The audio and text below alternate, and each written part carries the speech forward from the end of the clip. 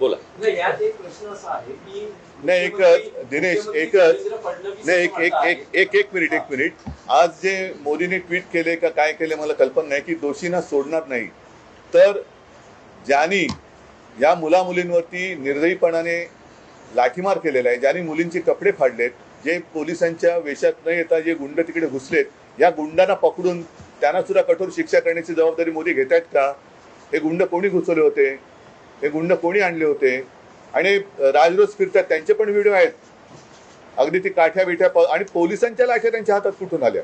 उद्धवजी, मुख्यमंत्री देवेंद्र फडणवीस आणि जे.पी. नड्डा जे भाजपचे केंद्रातले नेते आहेत ते असं म्हणतात की विरोधी पक्ष हा विद्यार्थ्यांच्या खांद्यावर बंदूक ठेवून या विषयाचं राजकारण करतो. भारतीय जनता पक्ष आजपर्यंत काय करत आलं? त्यांचा असाही दावा आहे की काँग्रेसच्या राजवटीत अनेकदा पेपर फुटलेले आहेत. तेव्हाही आंदोलन झाली की, म्हणून तर बदललं ना सरकार. त्यावेळेलाही आंदोलन झाली, त्याच्यानंतर सरकार बदललं, ह्यांचं आलं, हे ते तसे आहेत म्हणून ह्यांना आणलं, हेही तसेच. म्हणजे ते सांगतात की सरकार बदला आणि विद्यार्थ्यांच्या खांद्यावरती बंदुका विरोधी पक्ष ठेवत असतील तर विद्यार्थ्यांच्या छातीवरती बंदुका तुम्ही का रोखतात? नाही, आणि दुसरी गोष्ट, त्या अण्णाच्या टोप्या घालून कोण फिरत होते? त्यांचीच माणसं होती ना, अण्णांकडे एवढी माणसं नव्हती. आणि ह्याच्यामध्ये परत ह्यांनी काही चुका केल्या की त्याचं राजकारण नाही करायचं, आणि हे जेव्हा विरोधी पक्षात जातात त्यावेळेला सगळ्या गोष्टींचं राजकारण करणार. पण शरद पवार काल पंतप्रधानांना भेटले, त्याला जंतर मंतर म्हणतात.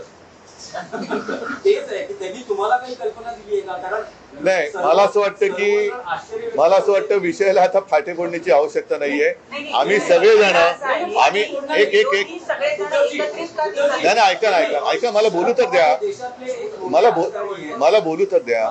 माझं म्हणणं काय आहे की जसं आज मी आणि राजा एकत्र आलेलोच आहोत, त्याच्या आधी सुद्धा मी सगळ्यांना आवाहन केलेलं आहे की ज्यांना देशाच्या भविष्याविषयी चिंता आहे, म्हणजे मी तिकडे गेल्यानंतर सगळे भाषिक तिकडे होते, सर्व धर्मीय तिकडे होते, हिंदू होते, मुसलमान होते, सगळे होते.